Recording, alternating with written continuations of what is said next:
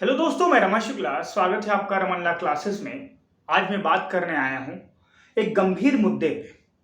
जी हाँ, और ये जो टॉपिक है ये हमारे किसी भी यूनिवर्सिटी के स्टूडेंट जो एलएलबी फर्स्ट सेमेस्टर में जा रहे हैं उनके लिए। हाँ, सेकंड सेमेस्टर, थर्ड सेमेस्टर, कोई भी सेमेस्टर का बच्चा ये वीडियो देख सकता है, बट ये वीडियो काफी ज्यादा इंपॉर्टेंट है जो एलएलबी फर्स्ट सेमेस्टर में जा रहे हैं बेटा। और ये वीडियो उनके लिए भी है जो पेशेंसफुल और धैर्यपूर्वक मेरी बातों को सुने। उनके लिए नहीं है जो ज्यादा एटीट्यूड वाले हैं, मुझसे ज्यादा नॉलेज रखते हैं, क्योंकि अगर वो मुझसे ज्यादा नॉलेज रखते हैं तो मैं उनको ज्ञान नहीं दे सकता। ये वीडियो सिर्फ उन्हीं के लिए है जो अपने लाइफ को सिक्योर करना चाहते हैं, जो एलएलबी करने के बाद फिर ये ना सोचें कि अब मैं करूं क्या। लिटिगेशन भी इतना पढ़ाई नहीं की कर सकता हूं, लिटिगेशन में भी टाइम लगेगा, जुडिशरी में इतनी पढ़ाई नहीं की जा सकता हूं, एपीओ की तैयारी कैसे करूं। क्योंकि आप बीएससी या बीए करके आए हो या कुछ भी, यानी ग्रेजुएशन आप कंप्लीट करके आए हो, 3 साल अपना दे के आए हो, फिर 3 साल देने जा रहे हो, 6 साल देने के बाद कहीं ऐसा ना हो कि आपके हाथ में कुछ ना बचे। तो अगर आपको अपना पकड़ एलएलबी में मजबूत करनी है, लॉ के फील्ड में मजबूत करनी है अपनी पकड़, तो आपको फर्स्ट सेमेस्टर से ही जो मैं बता रहा हूं वो करना पड़ेगा। क्योंकि ये बात आप ध्यान रखिएगा कि आप 3 साल बर्बाद करके उधर आए हैं, बर्बाद करके नहीं मतलब ग्रेजुएशन करके आए हो, और अब 3 साल फिर ये करने जा रहे हो, तो 3 साल जो ये करो उसमें कुछ इफेक्टिव आपको मिले। और कैसे करना है ये यूट्यूब पे कोई भी टीचर आपको आके नहीं बताएगा। एक बात ध्यान रखिएगा कि एलएलबी करते टाइम कौन कौन सी दिक्कतें आती हैं, एलएलबी करते टाइम डायरेक्ट रीडिंग कैसे होती है। ये मेरे जैसा कोई भी आपको एलएलबी का विद्यार्थी बता देगा जो एलएलबी पास आउट होगा, जिसने थोड़ी भी मेहनत करके एलएलबी की होगी। ऐसा नहीं कि मैं ही आपको बता सकता हूं, तो कोई विद्यार्थी बता देगा। और वो ये भी बता देगा कि क्या करना चाहिए क्या नहीं करना चाहिए। तो प्लीज मेरी बातों को अच्छी तरीके से सुनना, प्रॉपर एक एक पॉइंट को नोट करना। देखिए, अगर आप एलएलबी बैकअप ऑप्शन लेके चल रहे हैं तो ठीक है, आप अपनी फील्ड में मेहनत करते रहिए। आप आईएएस की तैयारी कर रहे हैं, अपना मन लगा के करते रहिए। आप पीसीएस की तैयारी कर रहे हैं, मन लगा के करते रहिए। किसी भी फील्ड में एसएससी की तैयारी कर रहे हैं, मन लगा के करते रहिए। बट बैकअप ऑप्शन अगर लेके चल रहे हैं तो थोड़ा बहुत टाइम आप एलएलबी को देते रहिए। क्योंकि अगर आपने डायरेक्ट रीडिंग नहीं सीखी तो आप इन फ्यूचर लिटिगेशन भी नहीं कर सकते। लिटिगेशन बहुत लोग करते हैं लेकिन 10-10 रुपए के लिए तरस जाते हैं, तो आप लिटिगेशन भी नहीं कर सकते प्रॉपर आके। लिटिगेशन के बाद अगर आप एपीओ या जुडिशरी देना चाहते हैं तो उसके लिए अलग प्रिपरेशन चाहिए आपको। मेंस होता है, इंटरव्यू होता है, प्री होता है, उसकी तैयारी अलग लेवल की चाहिए। अगर आपको लगता है कि मैं यूट्यूब से पढ़ के और प्रॉपर सारी चीजें देख के और मैं मेंस या जुडिशरी क्वालिफाई कर लूंगा, बिल्कुल नहीं क्वालिफाई कर सकते। यहाँ लोग बड़ी बड़ी कोचिंगों में 2-2, 3-3 लाख रुपए देख के जुडिशरी क्वालिफाई नहीं करते। क्योंकि जुडिशरी क्वालिफाई करने के लिए, एपीओ क्वालिफाई करने के लिए आपको लगना पड़ेगा फर्स्ट सेमेस्टर से ही। और ये जो कॉन्स्टिट्यूशन की बैरक देख रहे हो ना, जो ये इसकी बैरक देख रहे हो ना, ये सारी बैरक्स को टाइम टू टाइम आपको रट जाना चाहिए। कैसे रटना है, कैसे पढ़ना है, सारी चीजें मैं आपको इस वीडियो में बताऊंगा। वीडियो लंबी होने वाली है। रात के 2 बज रहे हैं जब मैं ये वीडियो शूट कर रहा हूं, क्योंकि कल संडे है। मेरी वीडियो अधिकतर आप देखते हैं कि संडे को आती है या सैटरडे को आ जाती है, 2 दिन हाईकोर्ट की छुट्टी रहती है। बट मेरी वीडियो प्रॉपर अब आएगी अक्टूबर से। आप मेरे साथ रगड़िए, मैं आपके साथ प्रयास करता हूं संघर्ष करने का। दोनों लोग सपोर्ट करते हैं एक दूसरे को। क्योंकि सबसे बड़ी बात है ना स्टूडेंट्स, कि फर्स्ट सेमेस्टर से बच्चे जब प्रॉपर गाइड नहीं पाते, प्रोफेसर जहां के अच्छे गाइड कर देते हैं, जैसे यूनिवर्सिटी ऑफ दिल्ली हो गई, अच्छी गाइडेंस मिल गई, निकल जाते हैं। इसीलिए दिल्ली यूनिवर्सिटी के बहुत रेयर बच्चे होते हैं जो कभी भी एलएलबी करने के बाद परेशान होते हैं। लखनऊ यूनिवर्सिटी के बच्चे, यूनिवर्सिटी ऑफ इलाहाबाद के बच्चे, डीडीयू के बच्चे, ऐसे कई संस्थानों के बच्चे हैं जो एलएलबी से निकलने के बाद परेशान होते हैं, वनडे एग्जाम के फॉर्म को तलाश करते हैं। उनका ये बैकअप ऑप्शन नहीं था एलएलबी, बट वो इसके बाद भी बैकअप ऑप्शन तलाश करते हैं क्यों? क्योंकि LLB में उन्हें प्रॉपर गाइडेंस नहीं मिला। वो यूट्यूब से लेक्चर लेके सेमेस्टर पास होते चले गए, यूट्यूब से लेक्चर लेके अपना सेमेस्टर कंप्लीट कर लिया, बट सेमेस्टर कंप्लीट करना और लिटिगेशन करना, जुडिशरी क्वालिफाई करना, APO क्वालिफाई करना अलग है। आपको अपना 100% देना पड़ेगा, क्योंकि कंपटीशन बढ़ रहा है डे बाय डे, और उसके लिए प्रॉपर गाइडेंस की जरूरत है। अब जो मैं बताने जा रहा हूं, यही बताने के लिए बड़े बड़े इंस्टीट्यूट आपसे मेंटोर की फीस ले लेते हैं 70-70, 80-80 हजार रुपए, और आप खुशी खुशी दे देते हो। लेकिन जब आपका कोई दोस्त, जब आपका कोई सीनियर आपको गाइड करता है, तो आपको वो हंसी मजाक लगता है। और जिसने भी सीनियर की, अपने बड़ों की बात सुनी है, कहीं ना कहीं उसे काफी ज्यादा बेनिफिट हुआ है। तो ज्ञान की बात खत्म करते हैं, क्योंकि ज्ञान आप सबके पास है, और मोटिवेशन की जरूरत नहीं है आप सबको, क्योंकि आप सब मोटिवेटेड हो। अब बात करते हैं कि करना क्या है आपको।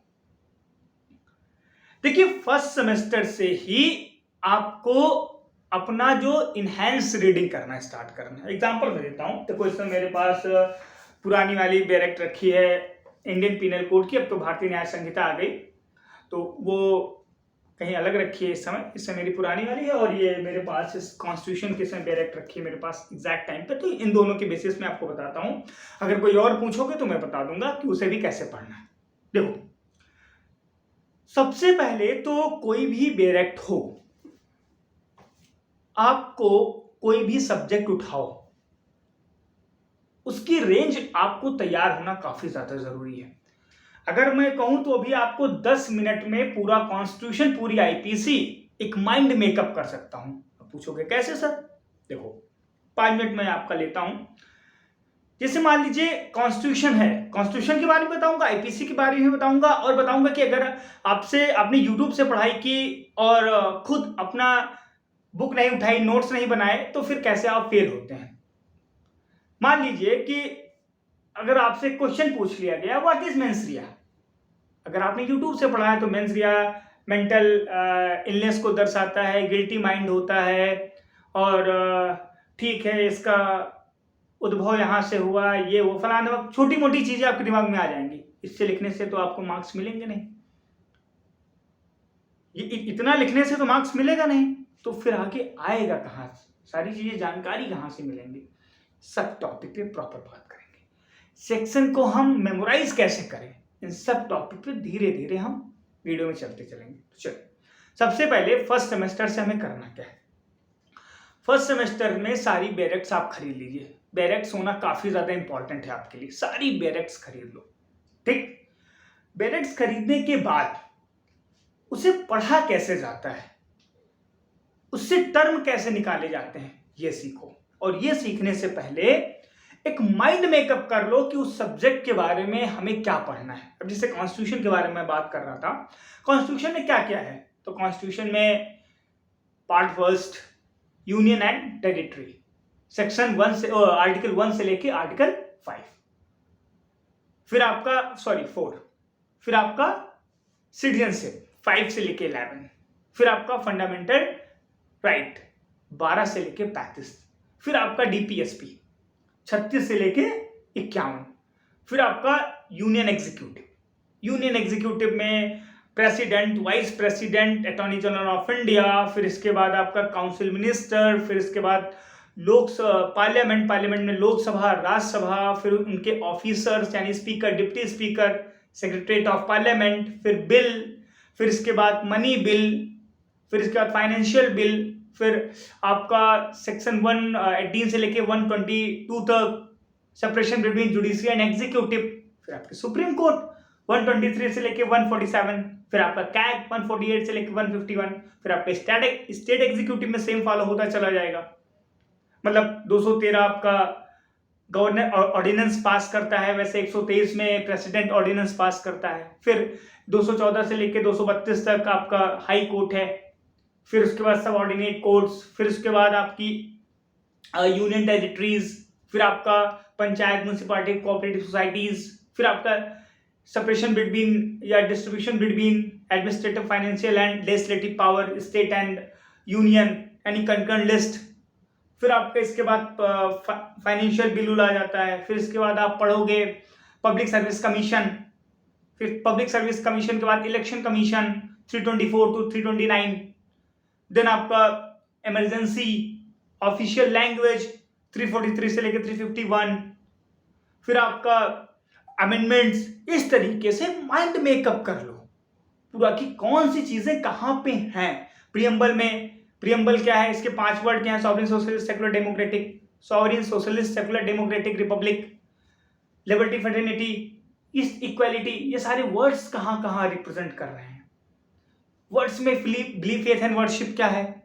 इस तरीके से अगर आप सारे पॉइंट्स को अपने रिवाइज रखोगे, सारे पॉइंट्स को एक माइंड मेकअप रखोगे तो पढ़ने में दिक्कत नहीं है। अब बात कर लेते हैं कॉन्स्टिट्यूशन हो गया, आईपीसी।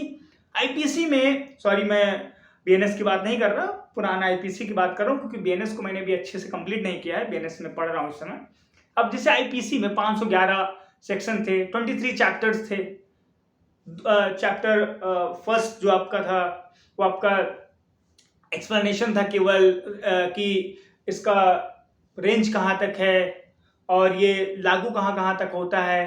यूनियन इसकी मतलब extra territorial, inter territorial जूरिसडिक्शन, section 4 क्या है, सेक्शन 5 क्या है, सेक्शन 6 क्या है, सेक्शन 7 क्या है। फिर इसके बाद चैप्टर 2 आता है, चैप्टर 2 सेक्शन 6 से लेके 52A तक।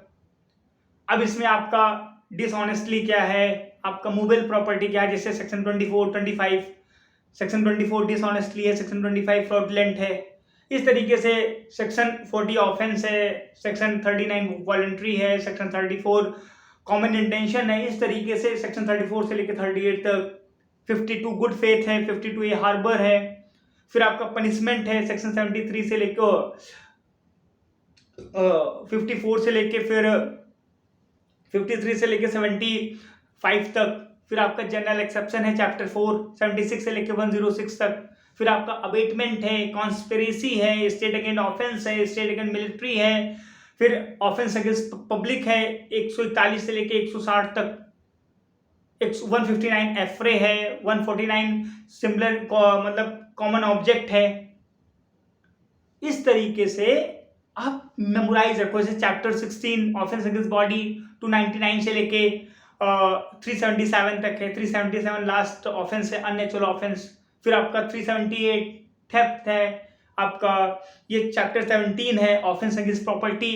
अब जैसे आपका थेफ्ट कहाँ से 378 से लेके 382 तक, फिर 383 से लेके 389 तक एक्सटॉर्शन है। फिर 390 से लेके 399 तक 402 तक रॉबरी एंड डकैती है। फिर उसके बाद 403 से क्रिमिनल मिस एप्रोप्रिएशन है 404 तक। 405 से लेके 409 तक आपका क्रिमिनल ब्रीच ऑफ ट्रस्ट है। फिर 410 से स्टोलन प्रॉपर्टी है। इस तरीके से चीटिंग है 415 से लेके 420 तक। फिर इस तरीके से अगर आप मिसशीफ है, फ्रॉड डीड्स है, पूरा अगर एक रेंज याद कर लोगे तो एक माइंड मेकअप हो गया ना मेरा। अब जैसे मुझे कभी भी कुछ पूछा जाता है कि चलो ठीक है बताओ इन्होंने क्या किया कि मिसशीफ किया है, ठीक है, इनके ऊपर 426 लगेगा। 425 डिफिनेशनल सेक्शन है, ठीक है। इन्होंने क्या किया है कि हथियार के साथ मतलब चोरी की है हत्या के आशय से, ठीक है, 382 लगेगा। ये सेक्शन क्या है, ये सेक्शन मुझे मतलब रटने नहीं पड़े हैं, बट इन्हें मेमोराइज करने के लिए मैंने सबसे पहले देखो चैप्टर, रेंज, सब रेंज, इतना पढ़ने के बाद अब मान लीजिए अगर आपसे क्वेश्चन पूछ लिया गया है कि आप थेफ्ट को कैसे लिखोगे, तो सबसे पहले आपको थेफ्ट पता होना चाहिए कि हाँ it is defined in IPC in chapter 17 section 378। इतना तो लॉजिक है, ठीक। चैप्टर 17 क्या है, ऑफेंस अगेंस्ट प्रॉपर्टी। अब थेफ्ट कब होता है, कोई भी जब व्यक्ति हुएवर जो डिसऑनेस्टली इंटेंशन से, मतलब इसमें मेंस रिया क्या है, देखो आप जब किसी भी सेक्शन में मेंस रिया और एक्टस रिया पकड़ना सीख जाओगे तो आपके लिए काफी ज्यादा बेनिफिट वो हो जाएगा। तो ठीक है, क्या हुआ कि मेंस रिया ये है, मतलब कोई भी व्यक्ति जब डिसऑनेस्टली किसी की प्रॉपर्टी को उसके पोजीशन से लेता है। अब देखो यहाँ पर पोजीशन की बात की गई, यही छोटी छोटी चीजें आपको यूट्यूब पे देखने को नहीं मिलेगी। या आपको खुद तलाशनी पड़ेंगी, या मैं प्रॉपर प्रयास करूंगा कि सारी चीजें आप तक लाऊं मैं। अब जैसे बात को आपसे क्वेश्चन आया है, ये क्वेश्चन यूपी पीसीजे का है कि कौन सा एक ऐसा एलिमेंट है थेफ्ट का, जो चोरी का, जो इन 4 ऑप्शन में नहीं है। अब आपसे पूछ लिया डिसऑनेस्टली, आपसे पूछ लिया पोजीशन, आपसे पूछ लिया कंसेंट, आपसे पूछ लिया ओनरशिप। आप क्या क्या लिखोगे? तो कहोगे हाँ यार किसी के ओनरशिप से लेने का मतलब ठीक है, आप कंफ्यूज हो जाओगे। तो हमारा जो इंडियन लॉ है वो किस पे बात करता है? पोजीशन पे बात करता है, ओनरशिप पे बात नहीं करता। जैसे मान लो कि मैंने अपनी स्कूटी अपने दोस्त को दे दी, वो अपने घर पे खड़ा किया हुआ है, तो ओनरशिप स्कूटी पे मेरी है, वो पोजीशन किसके अंदर है? मेरे दोस्त के पास में है। तो अगर चोरी वहां से गाड़ी होती है तो चोरी चोरी हुई है, क्योंकि उसके पोजीशन से चोरी हुई है। ठीक है, जब कोई एक व्यक्ति डिसऑनेस्टली इंटेंशन से किसी की प्रॉपर्टी, यानी अगर किसी पोजीशन में बिना उसके कंसेंट के मूव ऑन करती है। अब मूव ऑन मतलब देखो, टेकिंग मतलब और मूव ऑन मतलब अंतर होता है। यानी अगर मैंने ये समझो बैरेक्ट रखी है, इसको अपनी जगह से मैंने यहां से यहां उठा लिया, ये मूव ऑन हो गया, और यहां पे रख, अगर मैंने उठा के ऐसे रख दिया फिर, तो ये चोरी कंप्लीट हो गई। ठीक है, ये सारी चीजें आपको सीखनी पड़ेंगी। अब इसके बाद 5 एक्सप्लेनेशन है, 5 एक्सप्लेनेशन को कैसे पढ़ना है, तो इसके लिए आपको क्या करना है कि कॉपी खरीदनी है अलग अलग की। ठीक है, अब आपने थेफ्ट पढ़ा, थेफ्ट ठीक है, थेफ्ट क्या होता है, इसके 5 एलिमेंट्स कौन कौन से हैं, फिर एक्सप्लेनेशन के तहत कौन कौन सा है, फिर इलस्ट्रेशन के तहत कौन कौन सा है। ठीक है, इलस्ट्रेशन को कंप्लीट करो। मान लो कि आपने फंडामेंटल ड्यूटी पढ़ा या फंडामेंटल राइट पढ़ा, तो फंडामेंटल राइट किस पार्ट में आता है, फंडामेंटल राइट को हम कैसे डिस्क्राइब करेंगे। मान लो आपसे पूछ लिया आर्टिकल 14, तो आर्टिकल 14 हम डिस्क्राइब करने के बाद फिर आर्टिकल 14 का उद्भव कैसे हुआ, फिर आर्टिकल 14 में कितने केस लॉज हैं। तो आंसर राइटिंग करने की एक स्टेज होती है, वो भी मैं एक अलग वीडियो बना के बताऊंगा। ठीक है, तो एक काम क्या करोगे तुम लोग कि कॉपी उठाओगे और अपने खुद लिखना स्टार्ट करोगे, मतलब 2 पेज पर डे खुद से प्रयास करोगे, 2 पेजेस। अगर आप जुडिशरी एपीओ में जाना चाहते हो 2 पेजेस पर डे। अगर आप लिटिगेशन में जाना चाहते हो तो बैरेक्ट की कॉमा और कहां पे एपोस्ट्रोफी है, कहां पे कॉमा है, कहां पे फुल स्टॉप है, इन सब का भी आप ध्यान रखोगे। अब मान लो किडनैपिंग हुई, किडनैपिंग में बोला जाता है कि अगर आपने किसी के बच्चे को उठा, केवल गोद में ही उठा लिया, वो अभी माइनर है, तो आपने किडनैपिंग कंप्लीट कर ली, क्योंकि ये सारे एलिमेंट्स कंप्लीट हो गए। तो सारी पॉइंट्स, चीजों को नोट करो, बैरेक्ट की रीडिंग अच्छे से करो। और इसके लिए क्या होता है कि प्रॉपर बैरेक्ट रीडिंग सीखना पड़ेगा। सिखाएगा कौन? मैं सिखाऊंगा, अगर आपको भरोसा है तो मैं सिखाऊंगा। ठीक है, तो इस तरीके से आप अपना पूरा कंप्लीट कर सकते हो। और एक बात और, 2 पेज अगर आप पर डे लिखना अभी से नहीं स्टार्ट कर रहे हो, अब बहुत सारे बच्चे पूछेंगे कि सर इंग्लिश में लिखें, हिंदी में, जिसमें आप कंफर्ट फील करते हो, जिसमें भी आप कंफर्ट फील करते हो।